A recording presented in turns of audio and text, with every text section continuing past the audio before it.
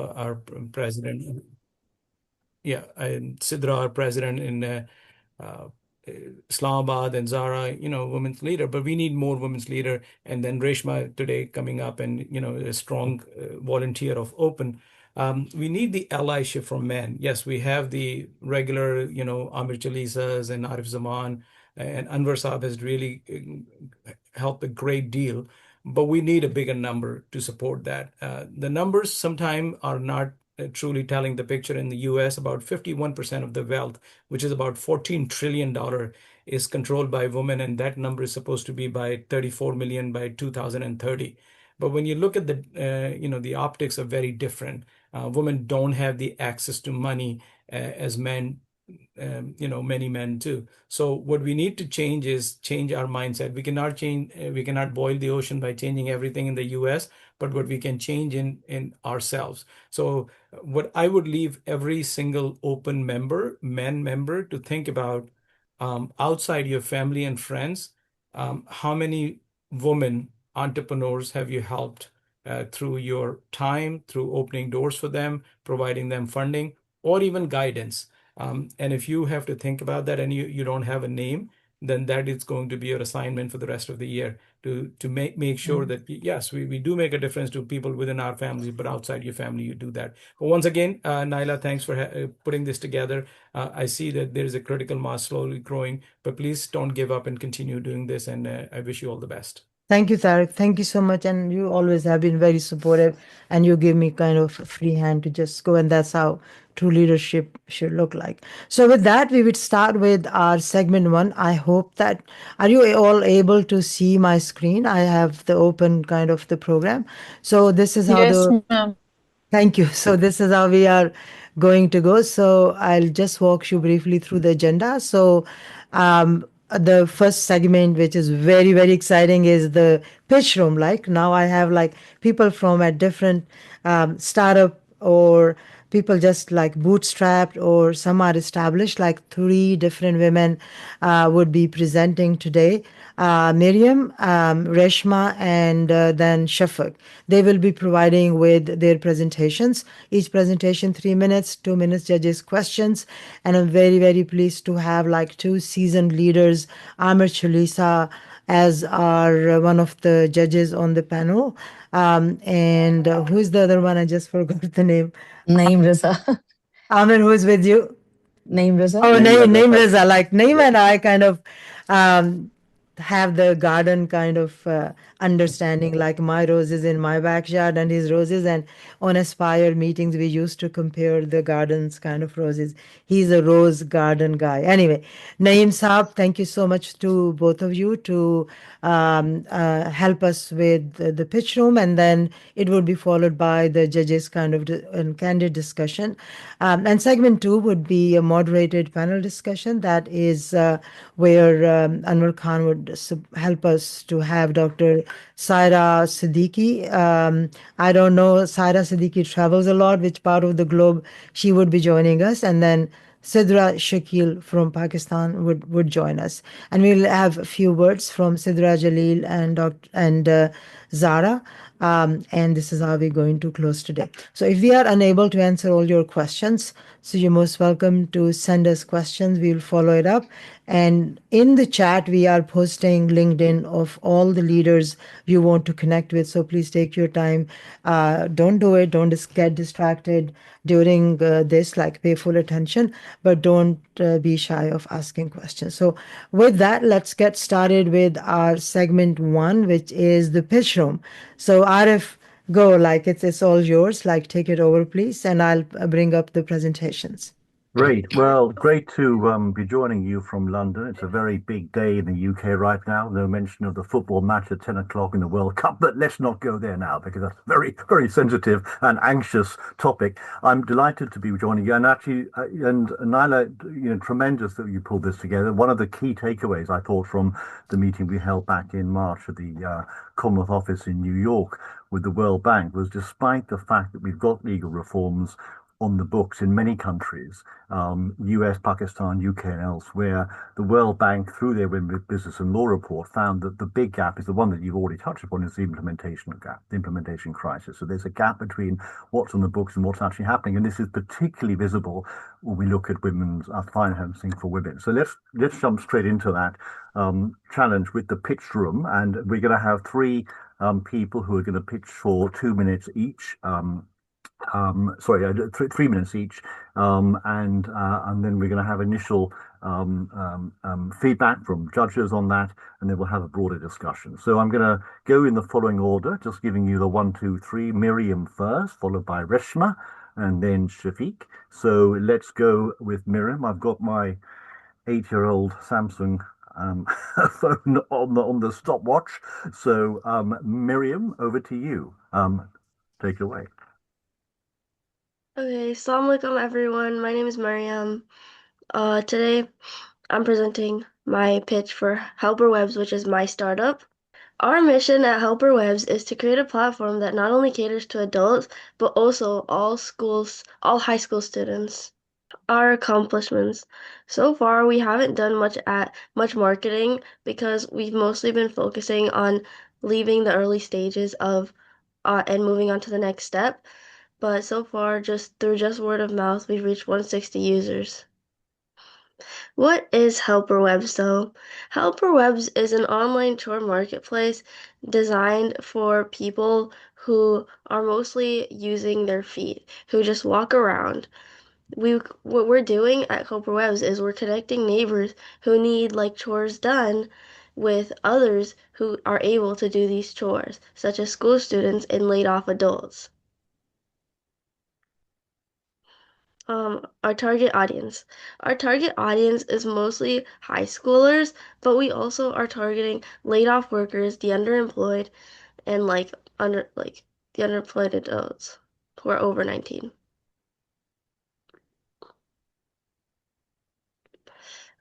Market opportunity.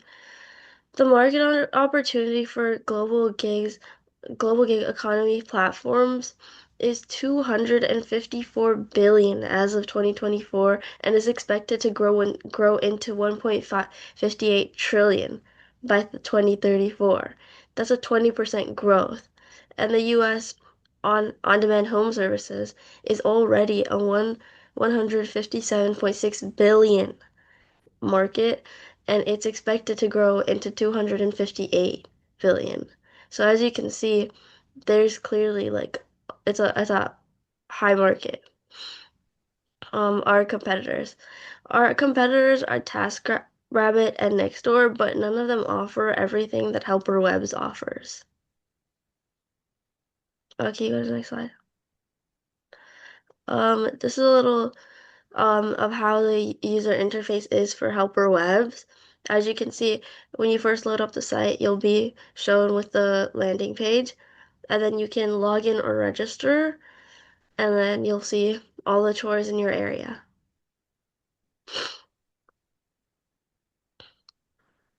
The business plan is that the 55% of the revenue will be going into customer acquisition, platform and hosting, the payment processing, and operations and support. And the profit will be 45%, which we'll get through getting 12% a fee per chore. I can go down. Just Our over ask time, is can you 20,000. yeah, can you sort of wrap up quickly? We're just slightly over time, but please carry on, Marin. Yeah. Our ask is 20,000, 4,000 for legal and compliance setups, 15,000 to be able to get the first 100 jobs completed, 3,000 for the payment system, and 3,000 for operations and contingency. Great. Thank you very much, Miriam. Thank you. I appreciate that. Slightly over the 3 minutes, but thank you very much for that. I'm just going to I want to put it in perspective, and that Miriam is a high school student. Sure. And just demonstrate that what's happening in our women's side of things. So excellent. Yeah, please continue. Great. Thank you very much. No, thank you. Appreciate that. So I'm going to go straight to the judges for any initial feedback that they may have. Over to you. Sure. This is Amir. Good job. I know it's short, 3 minutes time. My own question is, are the people who sign up for this, are they charged anything? No. Okay, so it's free for the people who want to use the service. Yeah. Okay, so You're where only would your charged. revenue come from? So what I'm doing is that it's gonna be online payment. So um once you list up a chore, you have to pay the amount of money that you've put in for like, oh, it's $20 for this chore, that will go into holding, and from that money we'll take 12% Okay, and then 12%. transfer Okay, it. got it. Okay, thank you. That's all I had. Okay, I have one question. Who's your team? Who are the team players of the business? It's mainly just me. Okay, so it's typically important to explain who you are and what, you are a high school or something like that, so that people know who they're dealing with. So that would be my feedback to you. And the second thing is, how are you marketing it? How does people know that this helper webs exist, and how are they reaching you or they know about your service? I'm gonna market through Facebook and TikTok. And how are you gonna use the funding to do the marketing? I'm gonna allocate it into placing ads as well. I'm gonna do Google search optimization, and I'm also just gonna put it into normal just advertising. Thank you. Great. Okay. Well, thank you very much. And thanks, Miriam and judges, for your input. We are going to move straight on. Yeah. Sujeet, do you want to go next? Shafak, I think, right? Shafik, my apologies. Yeah. Shafak, my apology as well. I misspelled your name, so I apologize. Let's go. Assalamu alaikum, everyone. This is me, Shafak Salim, and today I'm going to present my business, Shopping Arrow, all under one roof. And we are offering basically all kind of customized and printing and corporate gifting solutions. The opportunity, the gap every business faces, basically the employee engagement. For that, they can, branded gifts that build loyalty, client appreciation, premium items, and that leave an impression. Marketing campaigns, we are offering merchandise that extend brand reach. And for corporate events, we are offering giveaways that elevate the experience. So the solution is one supplier, every need. We are offering the corporate gift sets, promotional merchandise. That is, we have plenty of products, which is mugs, t-shirts, caps, and keychains and whatnot. And we have the awards and packaging, trophies, shields, and giveaways and events products. Early, early momentum, real result. We have catered almost more than 300 plus customers worldwide across Pakistan. And up till now, I have catered 7 corporate clients. And almost I am earning a profit that is 30K plus monthly. The scaling with purpose. The funds we are looking for our digital marketing, new machineries to upgrade our website, corporate partnerships, and international expansion, worldwide delivery. Currently, we are delivering to different countries: Canada, USA, UK. But we are looking forward that we can collaborate with many other countries as well. Next slide, please.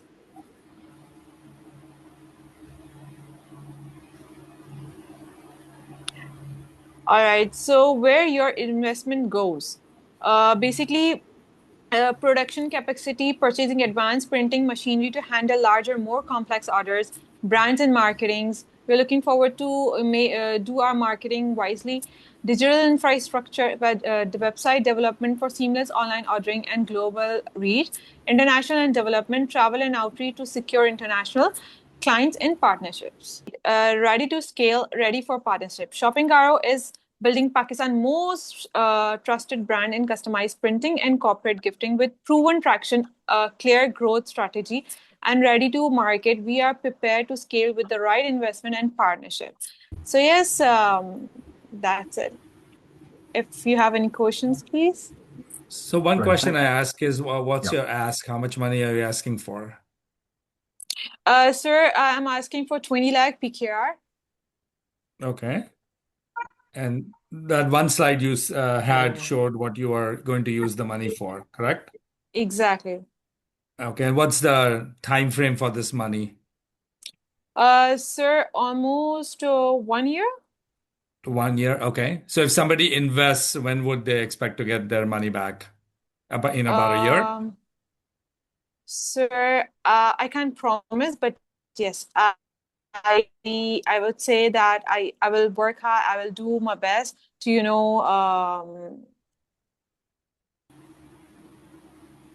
Okay, give got it. it And back. then, okay. Second quick question is who do you compete with in this space? I know in the US there's a lot of Because organizations currently that do. I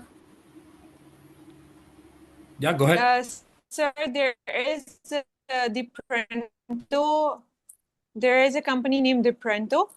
They are doing the best, but what uh, sometimes they are not. There's an incident that there is a woman who needs tote bags for her daughter's wedding. I delivered it within 6 days before the time period. So there are many competitors, but they are not delivering on time. They want the time, longer period to deliver the product. But I cater urgent orders as well. And is it just you on your team or do you have a full team? No, sir, I am doing it on my own. But when I have a big order, I do, take help and ask the other boys to come and, on a day basis. I pay them on a day basis. Okay, thank you. Naeem? You have the Yes. questions, Naeem? Couple of questions. You mentioned 30K profit. Is that profit or revenue? Sir, this is a profit. So how much is your revenue? Sir, revenue sometimes it's 2 lakh, 3 lakh. It depends. Like if I get the bulk order, I get more amount. If I even the profit is not even fixed. Sometimes I get more than that also. So it depends. I try to grab the bulk order. I on a daily basis I am getting single orders in a retail form. But I also try to grab the big orders so that I generate more profit. And how are you marketing to the businesses what you're providing? Sir, I have a TikTok account. I'm doing marketing over there. I have Facebook and I have Instagram. I'm doing marketing on that. Thank you. All right. Okay. Yeah. Yeah, is that it? Okay, good. So let's move on to that, Tonic. Thank you very much, Shafak. Appreciate that. Thank you so much, sir. Thank you. No, that's great. That's great. So we're going to go to Reshma next. Nanda, we need to get the slides up first. Yeah, just one Please. second. Sure. Yeah, Reshma, could you share your screen? Morning, everyone.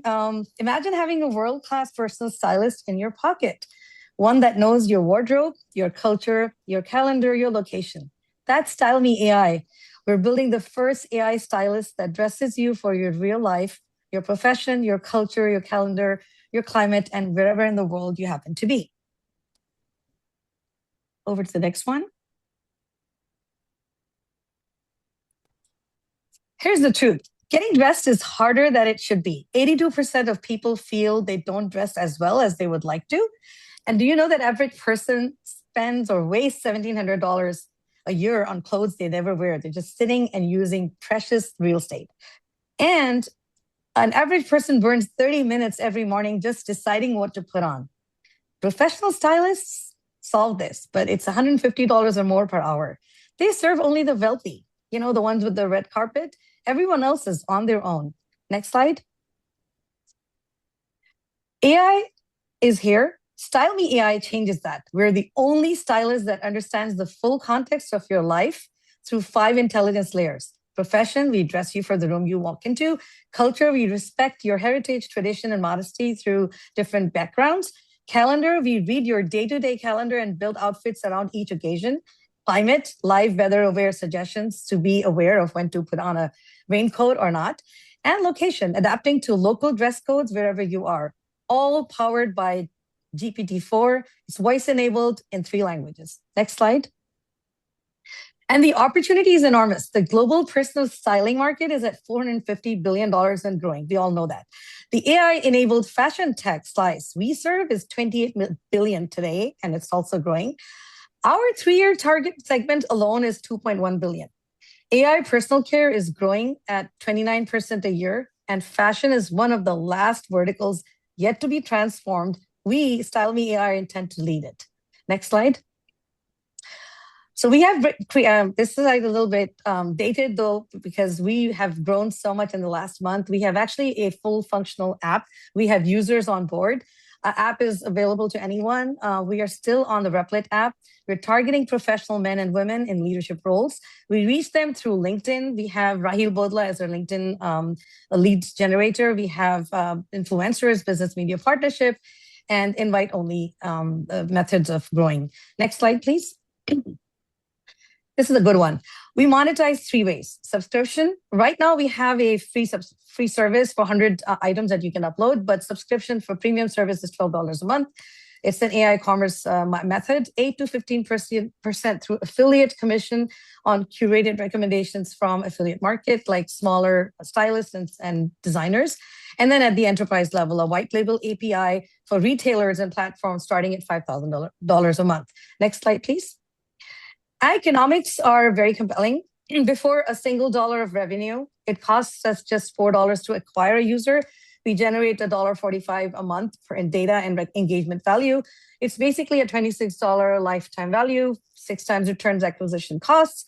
At that level, the industry benchmarks for engaged fashion users, with our target market of 100,000 users, we're looking at an 18 million valuation. Next slide.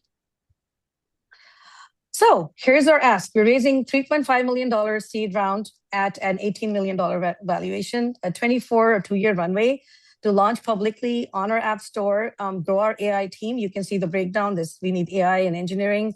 We need marketing and growth, partnerships, and more.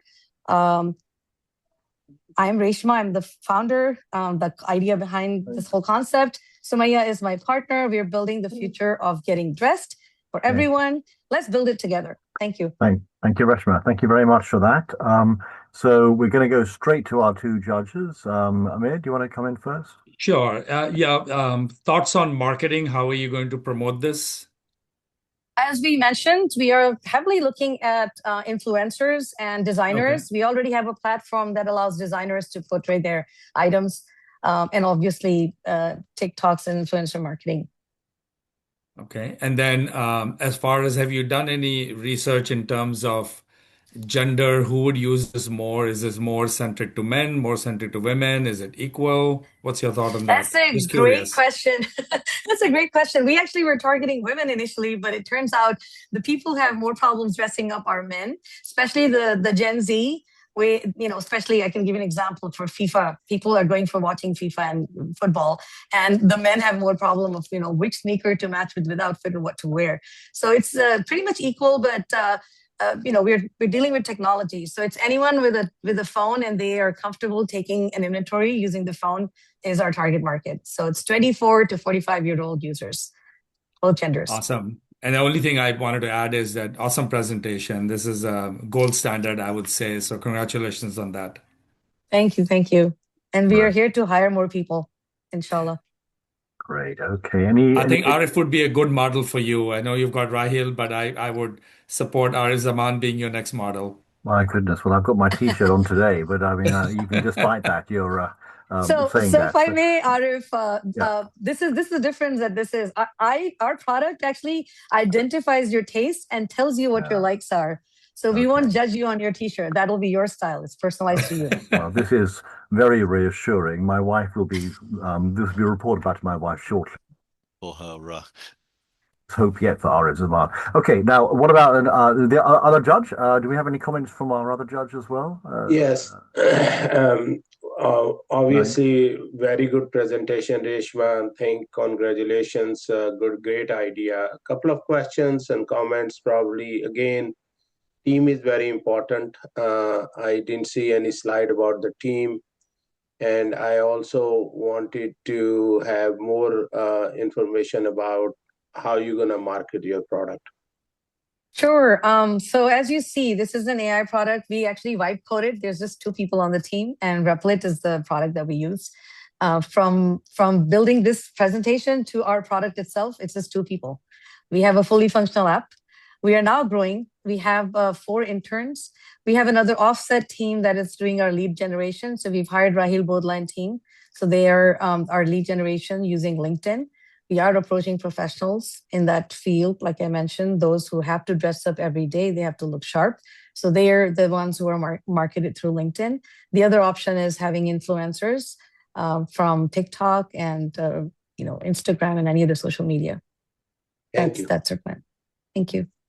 Great. Okay. Well, thank you very much, Reshma. I mean, 3 very different presentations, but all with merit and all very impressive. So what we're going to do next is, and great to see you again, Reshma. I have very fond memories of our meet in Palo Alto after that open global meet, or the Silicon Valley meet. Now, let's go for a broader discussion. We've had 3 great presentations there from 3 of the people who have just done that pitch.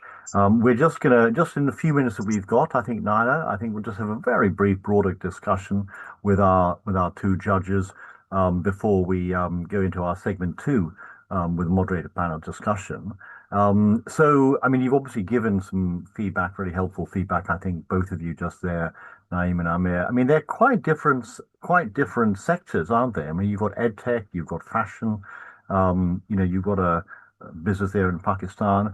What do you think are the common challenges when you're trying to think about this for these very different business sectors? And I have to just put you on the spot a bit, because some of you may have seen the report that just came out from PitchBook, I think a few hours ago, talking about the VC landscape being particularly affected right now around economic uncertainties, in terms of fundraising, but also deal making. So wherever you are, this is clearly a challenge. And we've seen the geopolitics this week just make that even more challenging. So where do you think, our presenters and people looking for funding, what will your best advice be to them in relation to this very challenging economic context that we're currently now in and moving into more? Yeah, I think anything that's an AI model works well, because you don't need a lot of infrastructure.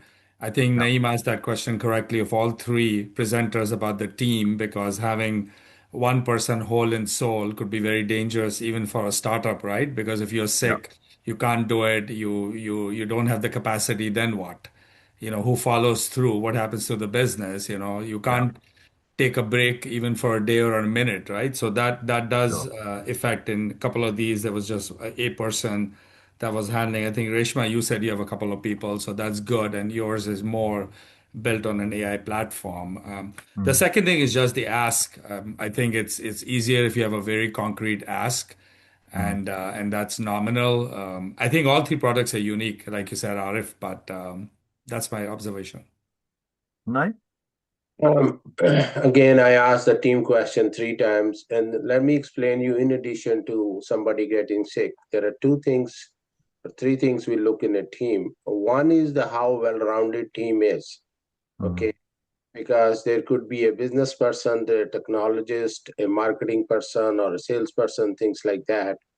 And the reason being is that if when the initial idea comes, almost all the companies pivot.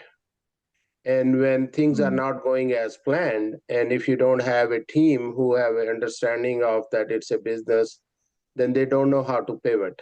So the most important criteria that we look at is how well-rounded the team is, and do they have players in each segment, which I mentioned about, the CEO, the CTO, the finance person, and the marketing person, or the salesperson. Well-rounded team is very important. Secondly, the traction is very important. We should have a good understanding of where they are, how much are they sold already, is there a product market fit, things like that. Again, all ideas look very nice initially, but unless and until there is a product market fit, you don't have any success. And then the third thing, which is important, is the raise, as Amir also mentioned. We need to know how much you're raising, and also some of the terms that you are raising at, how much you gonna be going and raising further. One trap that the founders get into is that getting their valuation too high early on, and then literally it's a kiss to death. Because if you raise initial money at a higher valuation and your business is not performing phenomenally well, then the second rounds almost become impossible, and suddenly you have nobody wants to do a down round, and then the business go out of business. And then from the organization I'm part of it, we also look at the exit opportunity. How much is this going to be sold for us all to make money? And unless or until there is no clear path to exit, we don't invest. I mean, that's really helpful. I mean, can I just pick up a bit more on what I was trying to probe on? And the economic the context is so challenging right now. And I'm just wondering, for someone who's looking for funding, is there any specific emphasis or approach that you would suggest trying to engage people at a very difficult moment in terms of, the economic landscape, whether it's in the US or whether it's more broadly? As far as from our investment thesis are concerned, uncertainties will always be there, but good companies will always get funding. Again, good teams will always get funding. Sometimes companies get funding just on the team because they know that they have done it before and they can do it again, and they know how to pivot as and when the teams things get tough. So good companies will always get funded. In fact, in tough times, good companies get funded. Yeah, that's an excellent point. That's an excellent point. Okay, are there any broader observations in terms of the broader context we're now in, and how people looking for funding should be presenting themselves in that environment? I think just more concrete ask, and then also a little bit more information. I think Reshma, you did well in terms of your ask and what you were looking for. Miriam and Shafak did good job, but I think a little bit more is needed in terms of an investor to figure out how many years the investment is for, what's the return, and so on. Yeah. So I know we're behind Arif, so No, absolutely. Well, that's been really helpful. So I think what we'll do is we'll move on from here then. Thanks very much for our judges for your inputs and for our contributors earlier. Nina, back to you. Thank Thank you you, so sir. much. Thanks, Arif. Thank you so much. So I would introduce everybody to this segment two. In the interest of time, let's hand it over to Mohammed Anwar Khan, and then our two panelists, Dr. Saira Siddiqui and Sidra Shakil. So just for the sake of having a good picture and having a good conversation with three of them, I would request if we can all kind of switch our cameras off and then have three of them have their cameras on. That would be great. So Mohammed Anwar, Dr. Saira, and Sidra Shakil. Thank you, Nailam. So I think we have 10 minutes. So basically, our objective would be is to what are the the reality on the ground when it comes for women to seeking the funding. So I welcome Saira Siddiqui, sir, Dr. Saira Siddiqui, actually, and Sidra Shakil. Sidra is based in Pakistan. And Saira, where are you based? So I'm currently in Riyadh, but I keep on moving between Pakistan and Riyadh and Dubai. So right now I'm in Riyadh. Okay, perfect. So I think the best way to start would be just 1 minute of who you are, what you have done in this entrepreneurship side of things. And let's just do the intro. I'll ask Sidra to do the same thing. So let me start. So I'm Dr. Saira, a trained physician, but I have a master's in public health and a PhD in health economics. So I've been working for about 23 years before I actually switched my career from a corporate sector to start a startup at an age. People usually think that you are already very comfortable with your corporate job and your cushy jobs. So I left my job at the age of 43 to start my first startup, which is known as MedIQ. MedIQ is a health technology company which started from Pakistan and then scaled to Middle East. And through that company, for that company, through different foreign investors, we have raised more than 10 million US dollars in terms of the funding, and we have gone up to Series A funding, now planning for and preparing for Series B. We recently have started Pakistan's first digital-only Takaful-based insurance company as well. So we're working on the insurtech side as well. So that's my story. Like for 23 years of corporate job, followed by immediate switch to the startup sector, starting from scratch. Difficult journey, but I think it's one of the most rewarding journeys. Exciting journey. So thank you, Dr. Saira. Sidra, please go ahead. Hello, everyone. My name is Sidhu Shakil, and I'm the co-founder of Fortify, which is an ERP which is specifically designed for the real estate industry.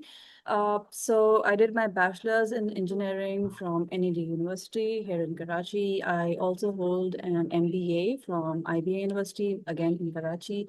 And for the past 5 years, I've been affiliated with Fortify. Before that, I was working in the telecom sector, in the services, IT services sector, and etc.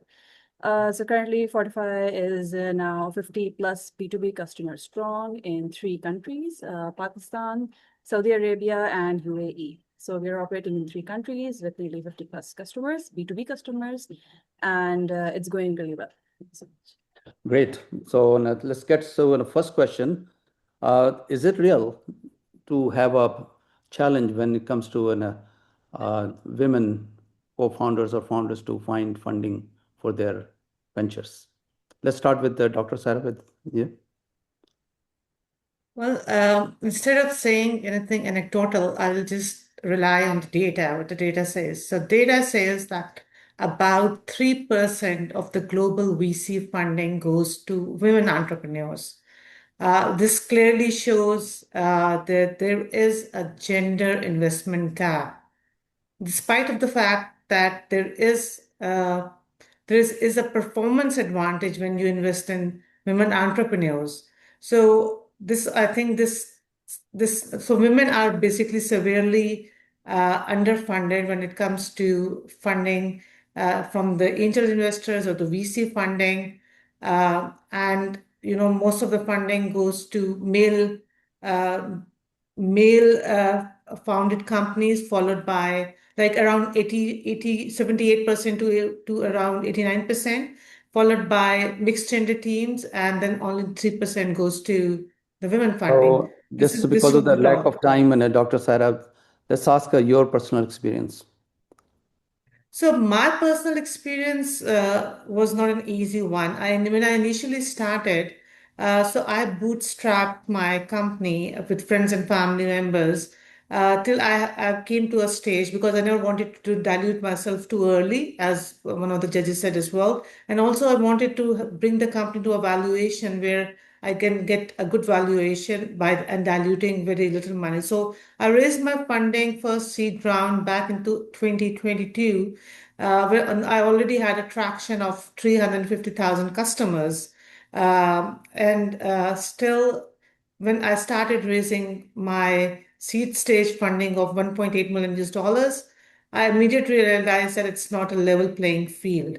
So I actually did my homework and made a list of around 100 investors, thinking that if I reach out to 100 investors, I'll be easily able to raise funding. It was the high time for funding as well. But when I started pitching, when I reached 78, investor number 78, there was still no yes. So I extended my list to 180 investors. Would you imagine that when did I get my first yes? My first yes was at 148 investor. That was the number when I heard the yes. And after that, then a series of yes followed the first yes. And then I was able to close my funding in about 3 months time period for following the first yes. But for a male founder, on the other hand, they usually go reach out to 68 to 70 investors, and the round is fully complete. So I myself had a very difficult Right. experience. Excellent. That's it. Yeah, thank you. Thank you. I think that's an excellent approach you took, and you succeeded well as well. So, with that, again, because short of time, I have to go back to Sidra now. Sidra, please share your experience in terms of raising the fund and what has been your personal experience as well. Okay, so we've been raising from Pakistan.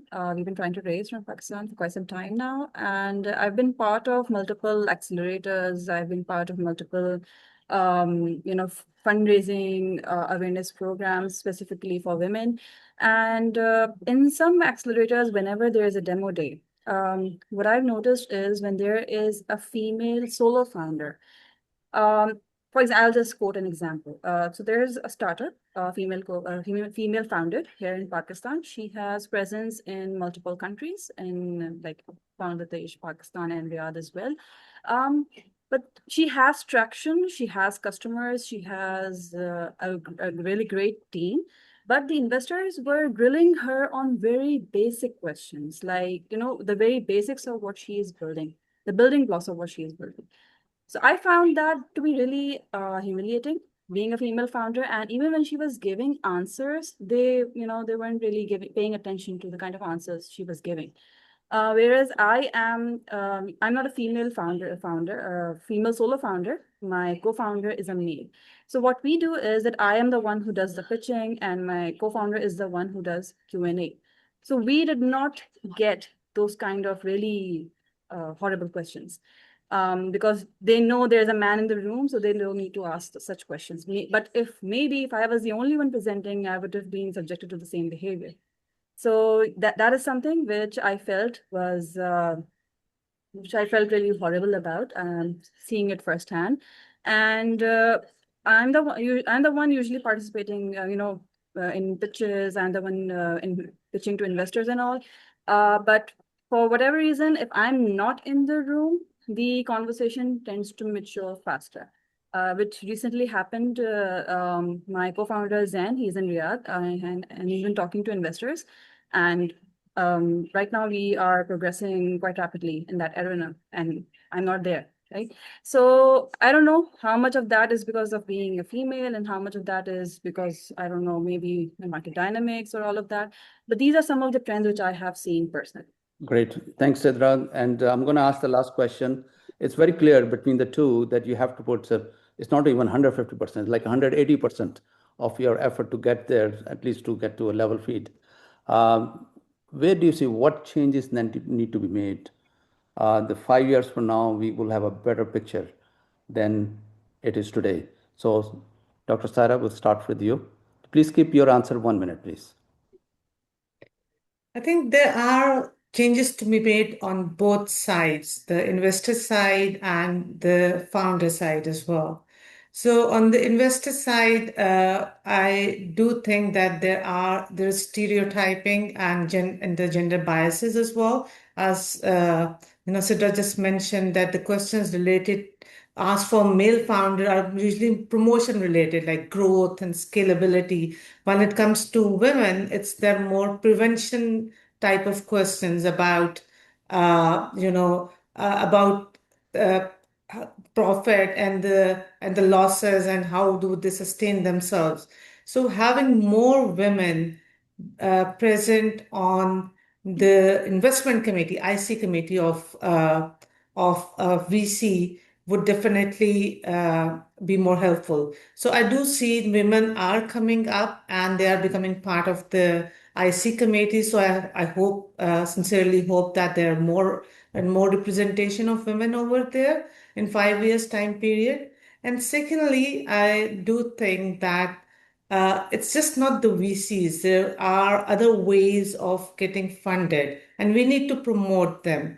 For example, angel networks. We are seeing more and more angel networks now coming up, and similarly, like grants and loans. They are one of the ways and means to have funding. So there are more and more ways of raising funds are coming up. So I do see that the gap it's not going to like suddenly reduce to like or become equal, but it's definitely gonna shorten the wider gap which we see right now between male and the female Inshallah. founded Inshallah. I think, and I relate to, and in my time, in my university, in my engineering school, there was only 3 ladies. And now it's almost 40-45%. So we'll change. I Exactly. think we keep on going on that thing. Sidra, please go ahead, suggest as well. I think that was excellent ideas that you had shared, Dr. Sarah. Sidra, please. Yes, so I really agree with Dr. Sarah in how she mentioned about the kind of mindset shift which is required from investors. They need to, start looking at female founders as growth engines rather than just, trying to prevent risk. But on the same side, I'm seeing female founders, for example, just, a quick feedback on the pitches I heard today. Some of them were not very confident in the ROI, which they can, give back to the investors. So that's something which puts investors off.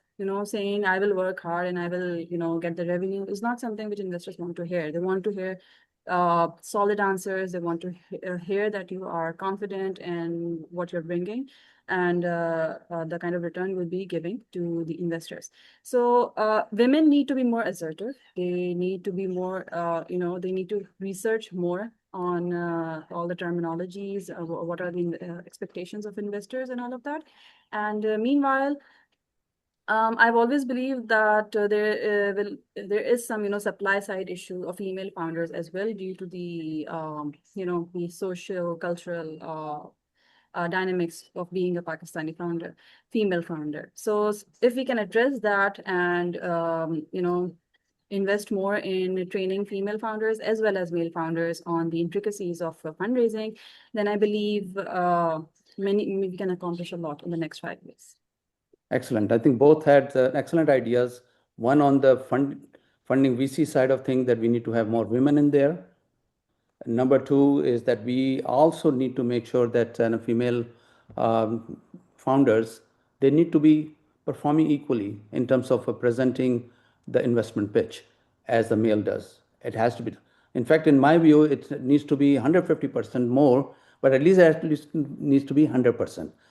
With that, they should take the mentorship, they should take the guidance. That's what the men do as well. So I think that's in my view, and I think that's a good learning for all the women entrepreneurs who are on the call. Thanks again, Dr. Saira and Sidra Shakil, and especially for the last moment and request that we made to you guys. So back to you, Naila. Anytime. Naila, are you on mute? Thank you so much. I was speaking on mute. So what a rich discussion, and thanks a lot. We are walking away with lots of like golden nuggets, and thanks Anwar Khan like being my co-partner in arranging all that. For the final closing remarks, I would invite Zara Shah, our kind of tiger or trooper from London chapter. Like I look up to her. We all look up to her as a mentor, as an advisor, as part of Open, highly respected. Zara, over to you, with closing remarks and also our next upcoming event. Naila, I have one suggestion to make. Can I do that quickly? Oh, please do. Go ahead. Yeah. Yeah, so the firm I'm part with is called Mighty Capital, and they have a free or a complimentary, you can upload your PowerPoint presentation, your pitch deck, and Yeah. it gives you all the feedback, what you need to improve on. So that's a resource that you guys can use, and it is no obligation, no nothing. They don't even know who did it. So you upload your presentation and they give you the feedback through using AI. So it's available for everybody. Excellent. Thank you so much. We will get the link from you, Naeem, and we will post it in the chat. Thank you. And when we send a follow-up, नहीं भाई आप chat में डाल दें link. I think that would be excellent. We'll share that resource. A great resource. and we will sell that. Yeah, and that will help otherwise as well, not just that. So Zara, just over to you, Zara. Thank you so much, Naila. So I'll just summarize everything that we've had heard today. I'd like to thank everybody who joined from the UK, from the US, and from Pakistan, particularly the people pitching and the panel members as well. It's good to see some male allies and supporters here because we need the community to support women entrepreneurs for them to flourish and succeed. The three takeaways that I can provide based on my own experience as I've been a founder, I'm also an angel investor, and I'm also on the board as well as an investment committee of a venture capital fund. So I do due diligence for tech ventures, and my area of expertise is AI and frontier technology. So what I noticed, one of the things is that women need to be very well prepared. Reshma, if I was to give marks, her presentation was investment ready. Unfortunately, the other presentations are not investment ready. You need to really work on you need to be very well prepared if you are serious about getting money out there because it's a very tough market. Secondly, you need to be bold. As we all discussed, there's bias against women, and particularly the bias is worse against women of Pakistani origin. Even within our own community, there's widespread misogyny. So women have to put themselves forward, realizing that they will encounter hurdles at every step of the way, particularly from people within their own community and from men. But they have to not let that affect them. They have to focus on the end goal and realize that every no that they receive is just redirection. So take it positively, see how you can improve and get better. And in terms of investment, you have to know your numbers, and you should be able to tell your numbers. It should be on the top of your fingertips. You shouldn't have to think about it and shouldn't say, I think maybe it's this and some months is this. No. Anybody who's investing in your business needs to have a very clear idea that this person is investable because they know their numbers, they're very professional in their pitch, they can show traction, not just friends and families, but real traction. Are you actually making a profit? And then for the founders themselves, do not just rely on people giving you money. At the first stage, I can give my own example. I invested in. I became the first investor in the venture that I co-founded because you have to show that you have skin in the game, that you believe in your own business before you go and ask somebody else for investment. So if initially you struggle, whatever money you have, put it in your own business, and then make sure that you are generating some returns before you go to investors. So investors can be harsher with female founders. So you have to make sure that it's beyond the idea state, that you actually have some profits, some traction, some proof that there's product market fit. So those are the three things that I would, from my own experience, share with female founders because it is harder for them because unfortunately only 2% of female founders receive VC investment. And I agree with everybody on the event today that we need more women. As venture capitalists, we need more women to be part of the angel investor network. And I would say that women in open, please come forward and support other ladies. I see a lot of men here today. I would like to see more women as well involved and supporting other women as well. Thank you so much for joining. Thank you so much. So let's wrap this up. My apology because we are a little bit over time, but it's such a rich discussion. I think everyone is enjoying it. Another person I really wanted to say great kudos and also being very helpful is Sidra Jalil from Pakistan. Sidra, just could you say hi, and in the next kind of round around, and people will get to know you more. Just a quick hi because we need to close this session. Thank you so much. One thing I wanted to say about Zara is a big champion of women as well. So anyone who is really wanted to reach out, Zara, I'm just offering your time to people who could reach out and kind of learn more from you. So our next event would be around women entrepreneurs' well-being and resilience. So the shift is kind of focusing on not just building businesses, but really sustaining, like we build the business and we have to sustain it. It's in kind of alignment with the World Mental Health Day. So October 10 is the World Mental Health Day. So we will have our event around sometime. So let's kind of get together. And as Zara said, we would like to see more women, and I'm very, very grateful to those who really have been partners, collaborators, advisors. So Zara, Sidra, thank you so much. And those who I don't remember the names. And Tariq, once again, thank you to you. So with that, we like formally close this and have a productive Saturday. You guys sleep tight. I know London it's late, but we are here in Toronto, middle of a beautiful day, waiting for an exciting game tonight. So London, and like I said, the England versus who? Arif? Norway. Or Norway. Like I always go with the underdogs, so Norwegians for me. Well, there's no such thing as an underdog in the World Cup. We've been winning. I mean, that's another story. All right. Thank you so much. Thank you Thank so you. much, Sidra, and everybody. Good night Bye. and good afternoon. Bye. Thank you Good all. night. Goodbye. Morning.